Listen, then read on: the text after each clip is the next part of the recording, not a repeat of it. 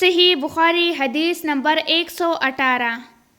لوگ کہتے ہیں کہ ابو ہریرہ رضی اللہ تعالیٰ عنہ بہت حدیثیں بیان کرتے ہیں، اور میں کہتا ہوں کہ قرآن میں 2 آیتیں نہ ہوتے تو میں کوئی حدیث بیان نہ کرتا۔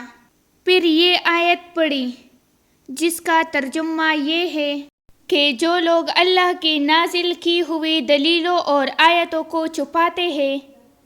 آخر آیت رحیم تک واقعہ یہ ہے کہ ہمارے مہاجرین بھائی تو بازار کی خرید و فروخت میں لگے رہتے تھے، اور انصار بھائی اپنی جائیدادوں میں مشغول رہتے، اور ابو ہریرہ رضی اللہ تعالیٰ عنہ رسول اللہ صلی اللہ علیہ وآلہ وسلم کے ساتھ جی بھر کر رہتا، تاکہ آپ کی رفاقت میں شکم پری سے بے فکری رہے، اور ان مجلسوں میں حاضر رہتا جن مجلسوں میں دوسرے حاضر نہ ہوتے، اور وہ باتیں محفوظ رکھتا جو دوسرے محفوظ نہیں رکھ سکتے تھے۔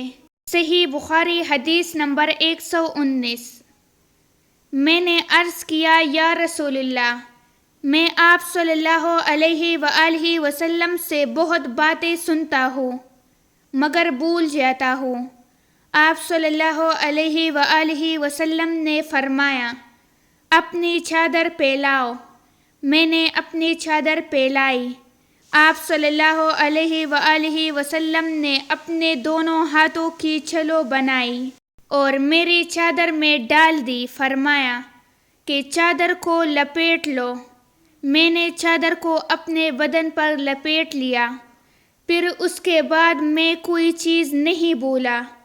ہم سے ابراہیم بن منذر نے بیان کیا، ان سے ابن ابی فدیک نے اسی طرح بیان کیا کہ یوں فرمایا کہ اپنے ہاتھ سے ایک چھلو اس چادر میں ڈال دی۔